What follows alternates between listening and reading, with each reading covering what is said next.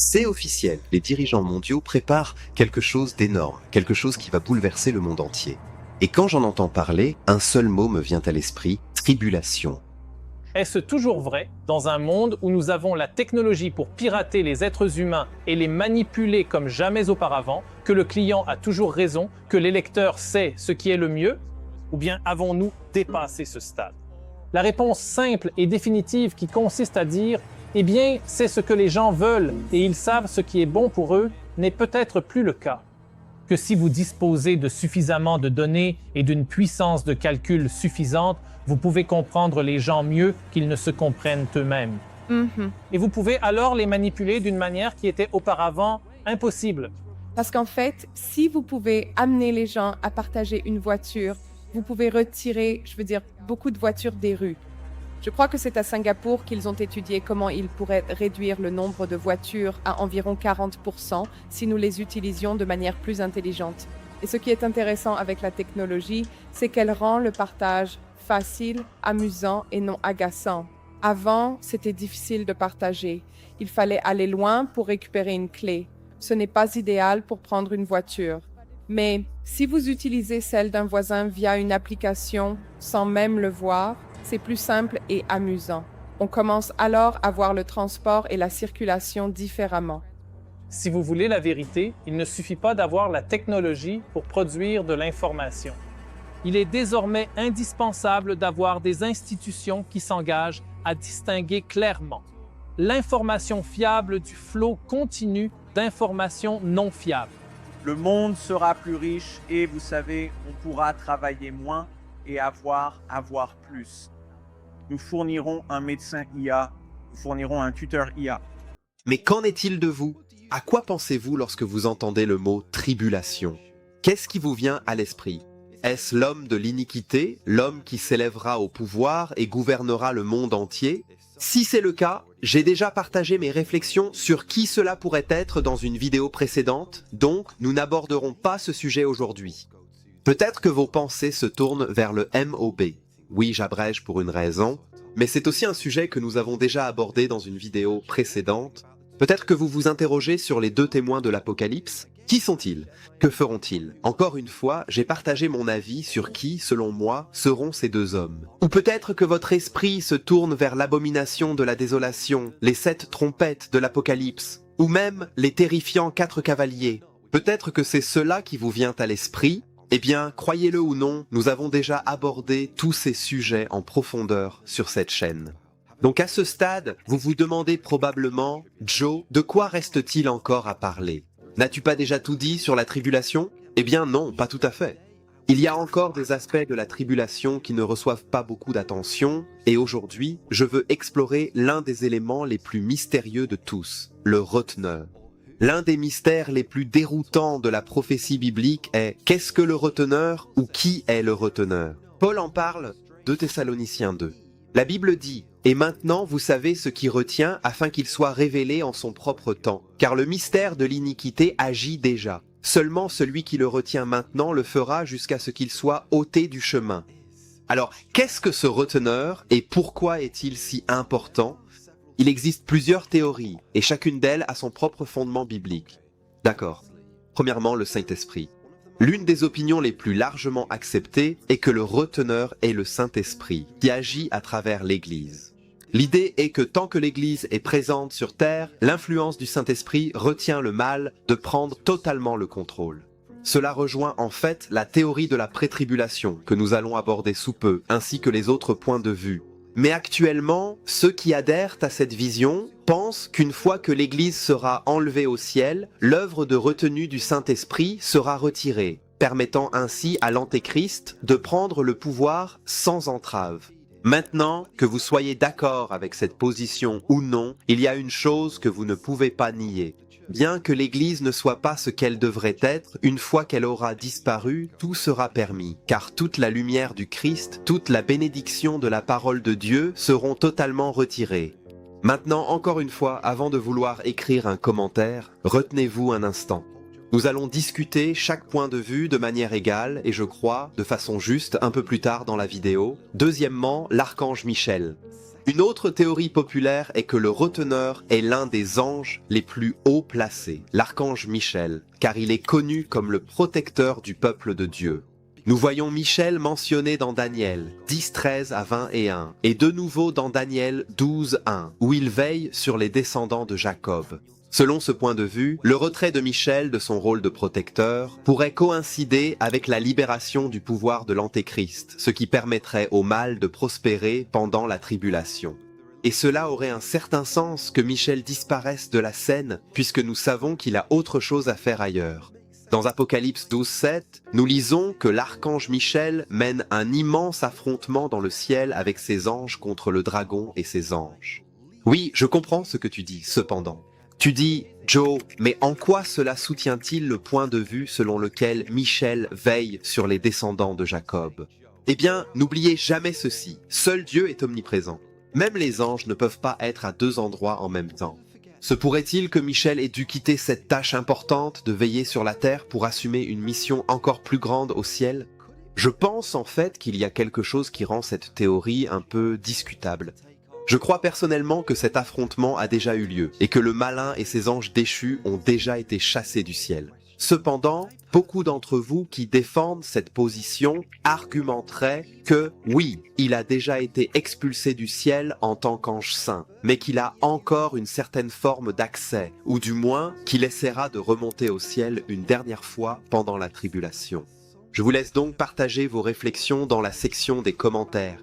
Troisièmement, le gouvernement humain, et en particulier celui qui retient une véritable moralité biblique. Certains pensent que le reteneur est la loi humaine et le gouvernement, les systèmes d'ordre qui empêchent actuellement le chaos. Selon cette théorie, une fois que la loi et l'ordre se seront effondrés et que la dernière génération de politiciens sympathisants de la foi chrétienne aura disparu, ainsi que leurs valeurs, cela ouvrira la voie au règne de l'Antéchrist. Cette vision, je suppose, pourrait sembler plus crédible et correspond à l'idée que la société pourrait s'effondrer, ce qui créerait un vide permettant à l'Antéchrist de prendre le contrôle. Maintenant, mon cher ami, peu importe vers quelle opinion tu penches, une chose est certaine.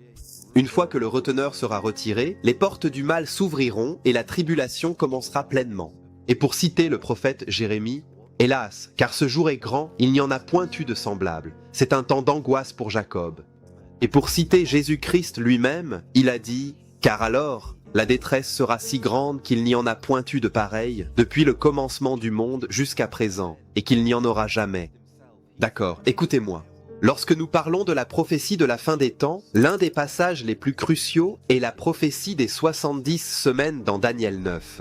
Cette vision ancienne établit une chronologie de l'histoire d'Israël et, plus importante encore, des événements menant à l'ascension de l'Antéchrist, à la période de la tribulation et, finalement, au retour de Jésus-Christ. Êtes-vous curieux d'en savoir plus ? Vous devriez l'être, car comprendre cette prophétie permet de saisir la vision d'ensemble. Gabriel, l'ange, dit à Daniel que 70 périodes de 7 ans, soit 490 ans, sont décrétées pour le peuple d'Israël et Jérusalem. Mais ces 490 ans sont divisés en 3 segments clés. Premièrement, 7 semaines, ce qui équivaut à 49 ans. Cela commence avec le décret de reconstruction de Jérusalem. Et de nombreux historiens ainsi que de nombreux spécialistes de la Bible s'accordent à dire que cela s'est déjà accompli en 445 avant Jésus-Christ, lorsque le roi Artaxerxès a reconstruit le temple et a permis aux descendants de Jacob de retourner sur leur terre, accordant également des exemptions fiscales à tous ceux qui servaient dans le temple. Deuxièmement, 62 semaines, ce qui équivaut à 434 ans. Après la reconstruction, cette période s'étend jusqu'à l'apparition du Messie, le Prince. Une prophétie, encore une fois, que de nombreux croyants et de nombreux spécialistes estiment déjà accomplie en l'an 30 de notre ère, avec la première venue de Jésus-Christ et sa crucifixion. Troisièmement, une dernière semaine que nous pensons équivaloir à 7 ans. C'est la partie culminante de la prophétie et elle reste encore à accomplir. Elle représente la tribulation, les 7 dernières années avant la fin des temps. Donc, si vous faites le calcul, vous remarquerez que nous avons déjà passé les 2 premières sections. Alors, qu'en est-il de la dernière ? Eh bien, mon ami, c'est celle qui est encore à l'horizon. Alors, où allons-nous à partir d'ici? C'est là que ça devient intéressant. Il existe un écart entre la 69e et la 70e semaine. C'est notre position actuelle. Cet intervalle représente ce que nous appelons l'ère de l'Église, une période de grâce durant laquelle le message de salut de Dieu à travers Jésus-Christ se répand actuellement dans le monde entier.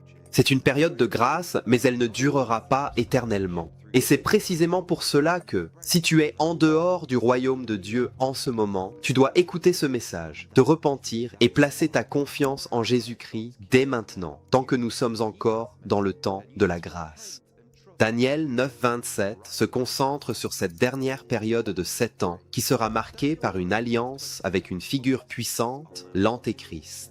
Pendant la première moitié, soit 3 ans et demi, il y aura principalement la paix, car l'Antéchrist se présentera comme la solution à tous les problèmes du monde par la tromperie et le charme.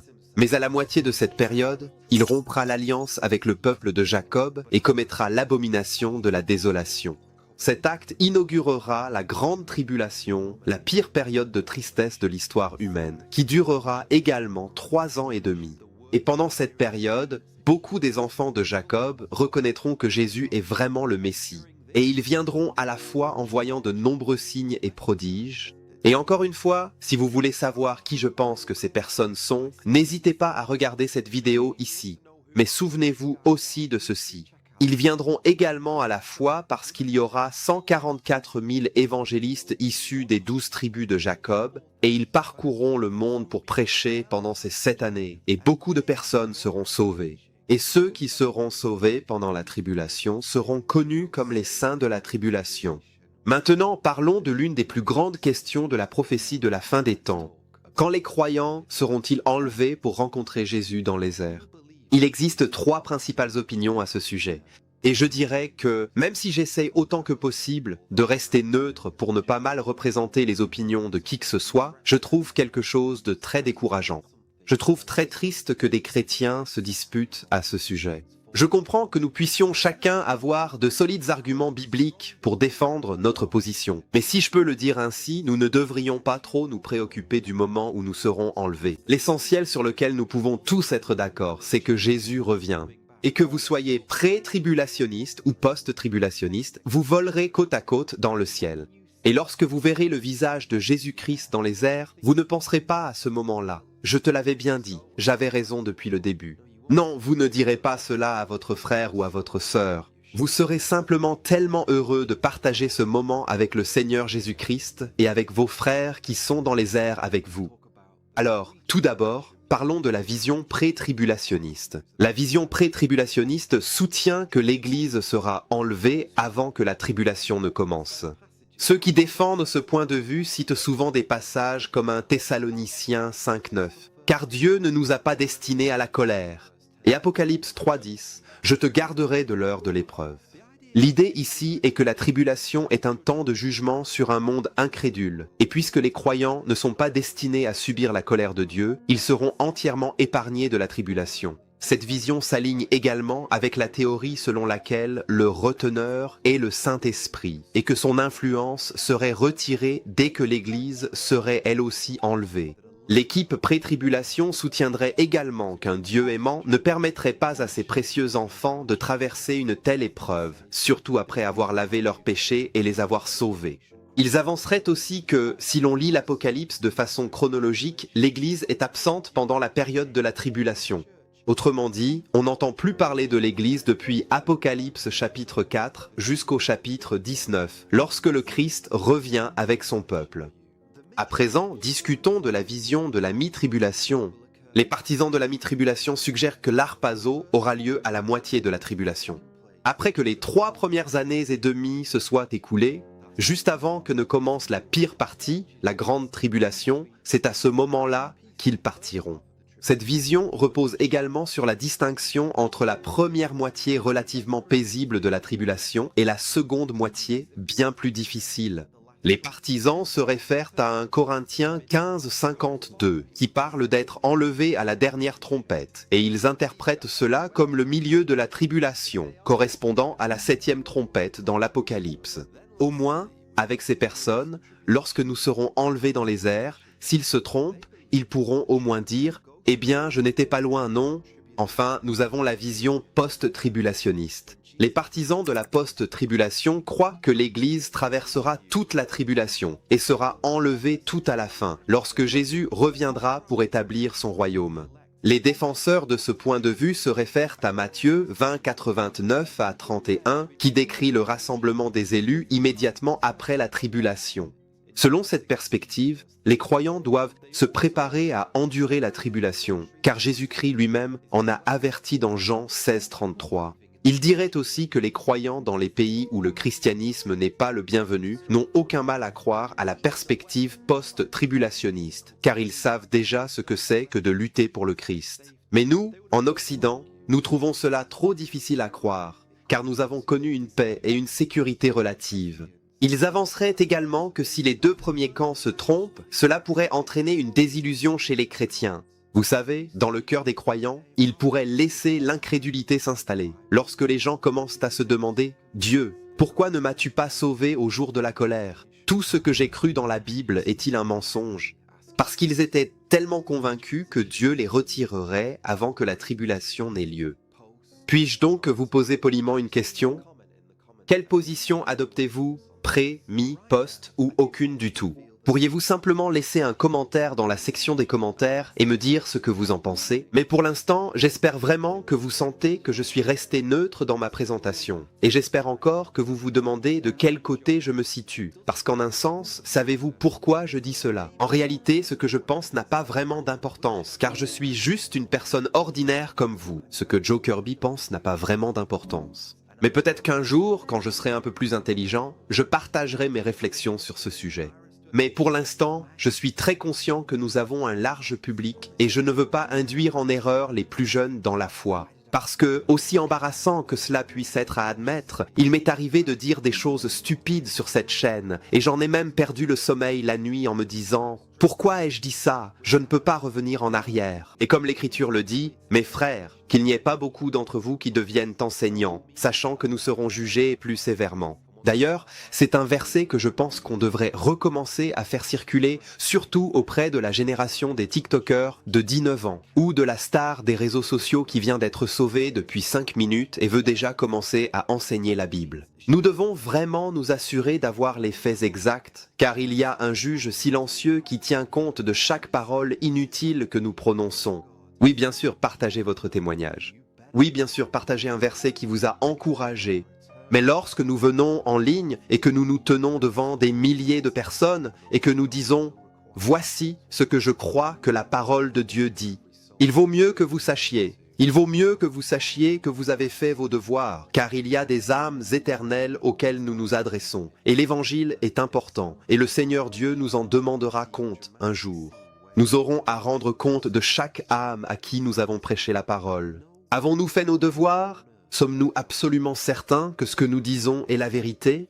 Parlons de la vision d'ensemble, de la terre elle-même. Dans l'Apocalypse 5, nous voyons une scène dramatique où Jean est témoin d'un rouleau scellé de 7 sceaux.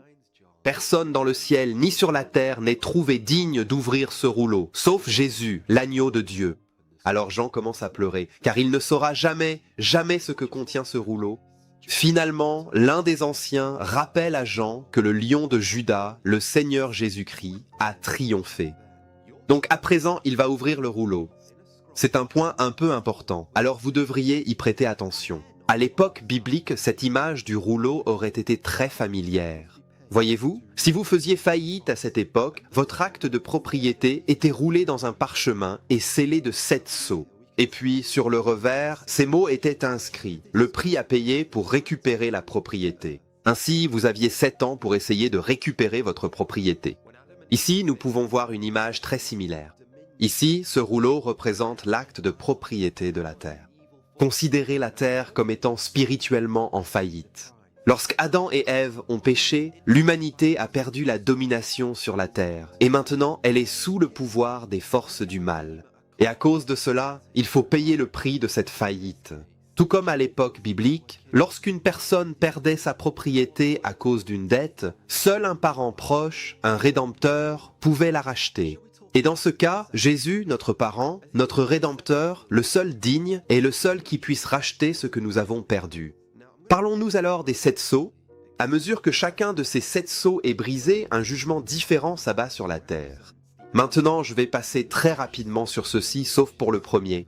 Le cavalier sur le cheval blanc représente l'Antéchrist. L'Écriture dit dans Apocalypse 6:2 « Je regardais, et voici un cheval blanc. Celui qui le montait tenait un arc. Une couronne lui fut donnée, et il partit en vainqueur et pour vaincre. » Je me suis souvent demandé ce que cela signifiait lorsqu'il est dit qu'il a un arc dans la main. Et comme vous le savez grâce à mes vidéos précédentes, j'ai émis l'hypothèse que ce même mot grec, toxon, est le même mot utilisé pour décrire un arc-en-ciel. Et il est également dit qu'au jour de Noé, Dieu a placé un arc dans le ciel pour promettre au monde qu'il ne le jugerait plus jamais de cette façon. Et à cause de cela, je me suis souvent demandé, cet homme pourrait-il arriver en ville en brandissant un drapeau arc-en-ciel ? Je pense que vous comprenez très bien ce que j'essaye de dire ici. Mais il y a autre chose qui m'a poussé à remettre cette idée en question, et encore une fois, je vais vous demander de lire entre les lignes. Récemment, alors que mon petit garçon Samuel et moi apprenions la Bible ensemble, nous avons étudié la vie d'Abraham. Et si vous connaissez bien l'histoire, vous savez qu'Abraham et sa femme Sarah avaient reçu la promesse d'une grande nation, mais malheureusement, ils n'avaient même pas un seul enfant ensemble. Et comme Sarah était âgée, ils ont commencé à douter de la promesse de Dieu et ont décidé de prendre les choses en main. Ainsi, Abraham a eu un enfant avec une femme appelée Agar, et ils ont appelé ce fils Ismaël. Or, l'Écriture dit spécifiquement que la lignée d'Ismaël et celle d'Isaac, le fils qu'Abraham et Sarah ont finalement eu ensemble, seraient en conflit l'une avec l'autre. Et si vous ne savez pas de quelle religion est issue la descendance d'Isaac, ni de quelle religion est issue la descendance d'Ismaël, je pense qu'il serait bon, juste maintenant, de mettre la vidéo en pause, de le chercher rapidement sur Google, puis de revenir pour voir comment tout cela s'intègre dans la question de savoir qui pourrait être l'Antéchrist. Alors, avez-vous bien tout assimilé ? Eh bien, écoutez maintenant Genèse 21:20 qui parle d'Ismaël. « Et Dieu fut avec le garçon, et il grandit. Il vécut dans le désert et devint un expert à l'arc. » Nous avons donc ici 2 candidats possibles pour l'Antéchrist, et ils proviennent tous deux de 2 grandes visions du monde opposées qui vont à l'encontre de la Bible. Et si vous êtes honnête avec moi, vous pouvez voir l'une ou l'autre de ces 2 visions, l'un ou l'autre de ces 2 agendas prendre le contrôle du monde entier. Pourquoi ? Parce que nous pouvons voir que les 2 grandissent à un rythme si rapide, chacun avec son propre arc. D'accord, lorsque le 2e sceau sera ouvert, le cheval rouge arrivera, et c'est lui qui apportera le conflit et les combats sur la terre. Lorsque le 3e sceau sera ouvert, le cheval noir arrivera, et avec lui, il apportera un manque de nourriture pour l'humanité. Lorsque le 4e sceau sera ouvert, un cheval pâle apparaîtra sur la scène, et comme sa couleur, il apportera la mort. Lorsque le 5e sceau sera ouvert, le monde verra des âmes sous l'autel qui crieront « Jusqu'à quand, ô Dieu, nous vengeras-tu? Jusqu'à quand attendras-tu pour nous aider ?» Et c'est la voix de ceux qui subissent les pires épreuves, parce qu'ils ont refusé de renier l'Évangile. Lorsque le 6e sceau sera ouvert, des perturbations cosmiques se produiront dans le monde entier. Le soleil deviendra noir, la lune se changera en rouge, et les étoiles tomberont du ciel, et la colère de Dieu sera ressentie de façon si intense sur toute la terre que même les hommes et les femmes incrédules diront « Montagne, tombez sur nous, montagne, cachez-nous de la colère de l'agneau ». Lorsque le 7e sceau sera ouvert, il y aura un silence dans le ciel pendant 30 minutes. Puis un ange jettera un encensoir du ciel sur la terre, ce qui provoquera des tonnerres, des éclairs et des secousses du sol. Ensuite, les 7 trompettes, dont nous avons longuement parlé dans une vidéo précédente, commenceront à retentir.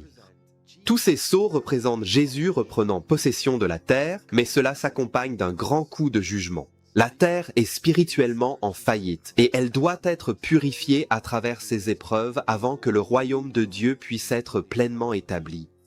Il est important que chacun comprenne que nous ne devons pas oublier la gravité de ce qui arrive pendant la tribulation. La Bible parle non seulement des 7 sceaux, mais aussi des 7 coupes de jugement. Et ces événements catastrophiques se déroulent ainsi. Lorsque la première coupe de la colère sera versée, des problèmes de peau toucheront tous ceux qui portent la marque de l'Antichrist à ces 2 endroits de leur corps. Lorsque la deuxième coupe de la colère sera versée, la mer sera transformée en sang, tout comme cela s'est produit à l'époque de Moïse avec le Nil. Lorsque la troisième coupe de la colère sera versée, les rivières et les sources du monde entier se transformeront à nouveau en sang. Lorsque la quatrième coupe de la colère sera versée sur la terre, le soleil deviendra de plus en plus brûlant jusqu'à ce que les gens ne puissent tout simplement plus le supporter. Lorsque la cinquième coupe de la colère sera versée, les ténèbres tomberont sur le royaume de l'Antichrist. Lorsque la sixième coupe de la colère sera versée, l'Euphrate s'asséchera, préparant la voie pour que les rois de l'Orient et leurs 200 millions commencent à marcher vers la Terre Sainte. Lorsque la septième coupe de la colère sera versée, une déclaration finale, c'est accompli, sera entendue, ce qui entraînera l'effondrement ultime de tous les systèmes de la Terre. Chaque jugement est une étape vers la juste réponse de Dieu au péché et à la rébellion, ouvrant la voie à son magnifique royaume éternel. Jésus nous a avertis que la tribulation viendrait. Dans Jean 16, 33, il dit « Dans ce monde, vous aurez des tribulations, mais prenez courage, j'ai vaincu le monde. » C'est là l'espérance ultime pour le chrétien. Oui, la tribulation sera une période d'immenses difficultés, mais pour ceux qui placent leur confiance dans le Seigneur Jésus-Christ, il y a une espérance au-delà du chaos. Et c'est vraiment l'espérance ultime pour le chrétien. Vous voyez, quelque chose que nous ne devrions jamais négliger de mentionner, c'est que l'Apocalypse n'a pas été écrite uniquement pour la dernière génération qui vivra sur Terre, mais pour chaque génération. Ainsi, ces croyants, à n'importe quelle époque, qui sont éprouvés dans n'importe quel pays ou traversent une épreuve, peuvent se rappeler que, peu importe la difficulté de ce qu'ils traversent, ils savent comment l'histoire se termine. Jésus gagne toujours. Et oui, le Seigneur Jésus-Christ nous a promis que dans ce monde, nous aurons des tribulations, mais nous devons tous nous souvenir que le Seigneur Dieu a vaincu ce monde. Il possède ce monde. Il est le roi de l'univers. Alors quoi que tu traverses en ce moment, prends courage. Dieu contrôle tout et Jésus mettra fin à cette difficulté, à cette tribulation. Mais voici la question à $1 million. Es-tu prêt? Es-tu préparé à ce qui arrive? Et surtout, as-tu placé ta confiance dans le Seigneur Jésus-Christ, l'agneau qui a été immolé? Parce que le roi revient bientôt. Et si ce n'est pas encore fait, si tu n'as pas mis ta confiance en Christ, c'est le moment de le faire. Les prophéties sont claires, et même si nous ne connaissons ni le jour ni l'heure exacte, nous savons ceci. Jésus revient et la tribulation pourrait être toute proche. Et il y a autre chose qu'il ne faut jamais oublier. Il a déjà remporté la victoire. Il détient le titre de propriété de cette terre, et la question est, détient-il aussi le titre de propriété de ton cœur ? As-tu mis ta confiance en celui qui a pris ta dette, ta faillite, ton état déchu dans son propre corps et est mort sur la croix? Là, tout ce que tu as fait de mal, absolument tout, chaque péché que tu as commis, a été inscrit sur un morceau de papier. Tu sais, ce serait un parchemin qui pourrait faire le tour de la terre de très nombreuses fois. Et pourtant, Jésus-Christ, si tu veux, il a pris ce parchemin dans son corps. Il a pris toute la dette de moi, de toi, de toutes les personnes du monde. Et là, il a été le substitut pour notre péché, afin que toi et moi puissions être pardonnés. Il a pris toutes nos mauvaises actions, puis il a pris tout ce qu'il avait de meilleur, toute sa justice, tout son parcours parfait, et il l'a imputé. Il l'a offert à toi et à moi comme un cadeau, si nous le voulons. Parce que Jésus-Christ a payé le prix pour nos péchés, il peut aussi nous donner le don de la justice, sa justice. Non seulement il peut effacer nos péchés, mais il peut nous rendre saints aux yeux de Dieu. Ainsi, Dieu ne voit pas Joe et toute sa faillite et toutes les mauvaises choses qu'il a faites. Il voit la justice du Seigneur Jésus-Christ. Alors puis-je te demander, que voit Dieu lorsqu'il te regarde? Es-tu revêtu de la bonté du Christ ou es-tu couvert de ton propre péché parce que tu t'y accroches? Viens au Seigneur Jésus-Christ aujourd'hui. Prends conscience de ta faillite spirituelle.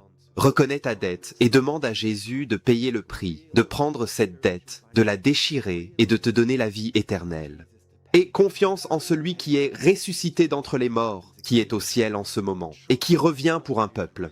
Il revient pour établir son royaume sur cette terre. Et si tu veux en savoir plus sur la tribulation, si tu te dis « Eh bien cette vidéo est très longue, Joe, mais j'aimerais vraiment en savoir plus. Quelles sont les parties que tu as omises ?» Parle-moi des 7 trompettes, parle-moi des 4 cavaliers, parle-moi de l'Antéchrist et dis-moi qui tu penses que c'est. Eh bien, j'ai une playlist complète ici. Clique dessus dès maintenant si tu veux en savoir plus. Et si tu n'es pas encore abonné et que tu as trouvé cette vidéo utile, abonne-toi s'il te plaît. Que Dieu vous bénisse tous et merci beaucoup d'avoir regardé.